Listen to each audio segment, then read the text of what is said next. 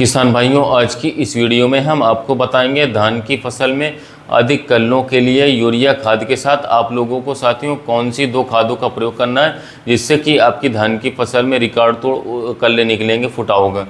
अगर आप लोग हमारे YouTube चैनल पर नए हैं तो साथियों हमारे YouTube चैनल को सब्सक्राइब कीजिएगा, कृषि मित्र चैनल को, और आस पड़ोस के किसान भाइयों तक शेयर कीजिएगा, जिससे कि यह जानकारी उन किसान भाइयों को भी मिल सके, जिससे कि उन्हें भी मदद मिल सके धान की खेती संबंधित यानी खेती संबंधित।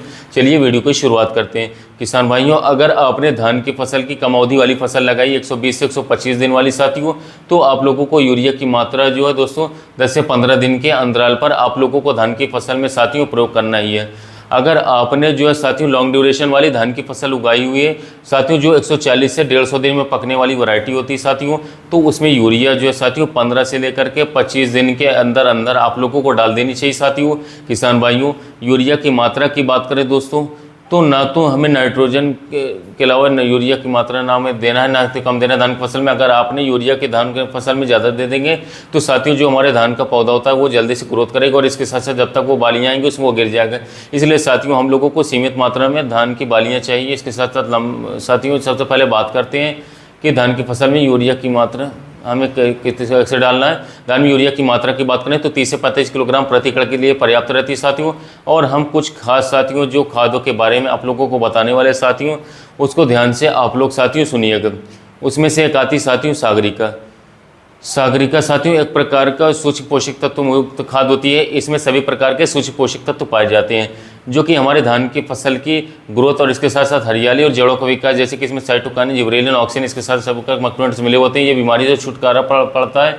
सूक्ष्म पोषक तत्व इस तरह की जरूरत होती है जैसे कि हमारे धान फसल में या किसी अन्य फसल में जो है या फिर किसी शरीर में मैक्रोन्यूट्रिएंट्स की आवश्यकता होती है, तो उसे पूरा करने के लिए काफ़ी अलग अलग मैक्रोन्यूट्रिएंट्स देना संभव नहीं होता है।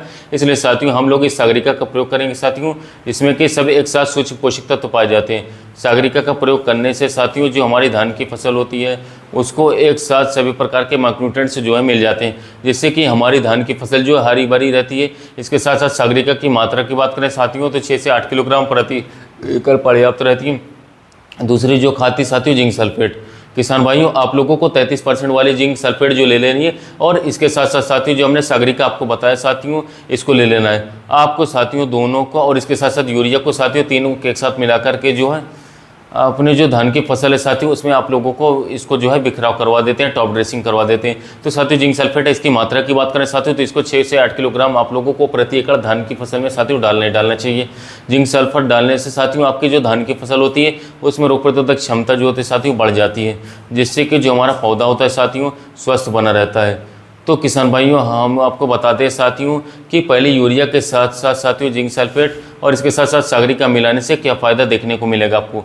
किसान भाइयों, पहले यूरिया के साथ जिंक सल्फेट और इसके साथ साथ साथियों सागरिका मिलाने से आपकी जो धान की फसल है साथियों हरी भरी बनी रहेगी, कल्लों को फुटा होगा, इसमें कोई रोग नहीं बनेगा, अधिक से अधिक किले निकलेंगे, ट्रिलर से निकलेंगे, और इसके साथ साथ साथियों पौधे हरे भरे रहेंगे। इससे कि आपकी धान की फसल जो है साथियों तेजी से ग्रोथ करेगी, विकास करेगी, संपूर्ण विकास रहेगा, जड़ों का विकास होगा और अधिक से अधिक उत्पादन होगा, अधिक मुनाफा होगा। इसलिए आप लोग साथियों इस प्रकार से अपने धान की फसल की देखरेख करें। अगर साथियों इस तरीके से आप हमारे बताए गए सुझावों का पालन करते हैं तो हमारे पर जो छोटे के साथ कहता हूँ पिछले वर्ष के मुकाबले आपको अच्छा खासा धान की फसल से उत्पादन देखने को मिलेगा, अधिक से अधिक कल्लों फुटा होगा, धान के दाने आएंगे, चमकदार आएंगे, वजनदार आएंगे। इसके साथ साथ कोई लंबे समय तक रोग बीमारी भी देखने को नहीं मिलेगी।